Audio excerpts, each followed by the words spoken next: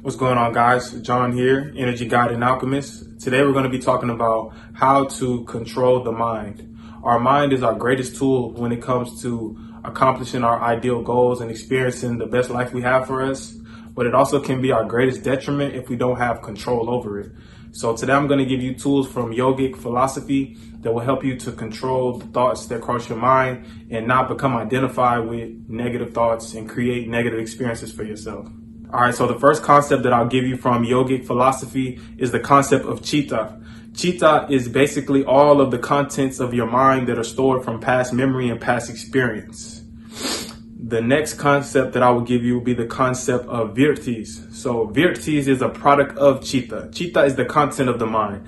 So when an experience happens in your reality, you begin to have a whirlpool, a wave of thoughts and emotions that swirl up in you based off the experience that you're experiencing. This is virtis, that wave of thoughts, those wave of emotions that hit you when an experience is happening to you.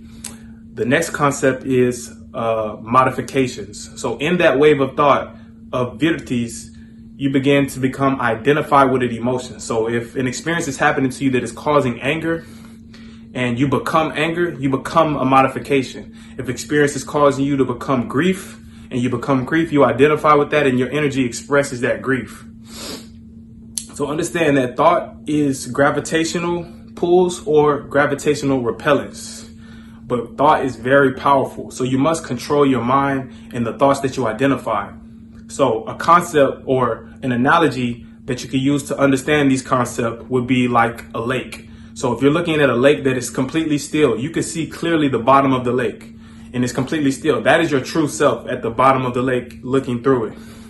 So if a person takes an external object like a rock and throws it into the lake and it begins to ripple and waves begin to flow through the lake, you can no longer see the bottom. And this is virtis. This is the waves of thought that begin to block your true self and the waves of thoughts begin to take over. And if you become one of the modifications of an emotion like anger or grief, then you become identified with this wave and you express negative energy and you become a detriment to yourself. So the key principle that you must begin to apply in your reality when it comes to your mind is to apply restraint. So whenever you're in experience, always have restraint over your chitta. Whatever content is in your mind, you can't necessarily control what you think, but you can control how you identify with your thoughts.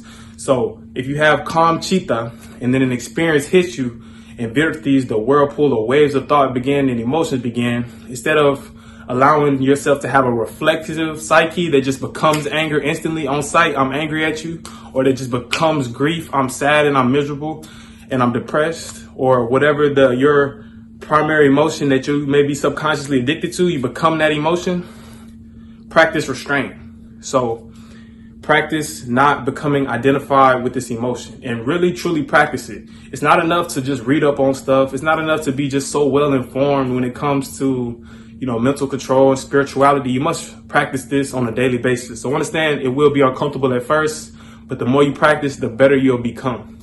So this can benefit you in any phase of life. Say that you're beginning a new business and you're going through the process of creating a business and you got all kinds of different challenges that you're facing, different obstacles that you can overcome. This can cause your chitta to become very much feel a virtis, which is the whirlpool and waves of emotion. You can feel overwhelmed. You can feel incapable. You can feel like you just don't believe that you're capable or you're worthy of accomplishing your task.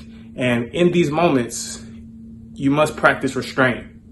You must practice not becoming identified with that emotion because of a circumstance. Yes, you may be facing a difficult task, but by becoming a modification and identifying with that negative emotion, you completely rob yourself of power to handle and execute the task. So always have constraint. This also can happen in relationships. We can be in our relationship with another person and we can be experiencing that person and an experience from our past begins to cross our mind based off of a common circumstance that we experience. And we begin to project all of our hurt, all of our pain onto our partner or our loved one. And we begin to resent that person and we become the modification because of our own past trauma. And this can cause you to have a cycle of bad relationships, a cycle of failure in your relationships because of what has happened to you in your past and whatever traumatic experiences you've been through. So by practicing restraint, you gain power to not become identified with your past projections, which seem very real in the moment. When you're experiencing reality and you see something or something happens to you, that emotion, that virti, it makes sense why you become identified with it because it's a product of a circumstance that you're experiencing. But we must control our mind. We must understand that our mental is so powerful that it can create illusions that seem very real that can really cause us detriment. So we must have power. We must have purpose. We must think and act in our principle of mental control. And we must be able to see clearly. We must let all of the waves clear. We must not become identified with the modification so that we become still. A calm mind is ultimate power. A still mind is what allows you to see clarity. So I hope that this principle of mental control, of practicing restraint, can help you to control your mind and help you to be able to face any experience, overcome any obstacle, and just handle any moment with your most optimal ideal self, opposed to your reactive flexi with your emotional self. So I hope that this can bless you. Be blessed on your journey. Understand you're an infinite being and that anything is possible. Be blessed, people.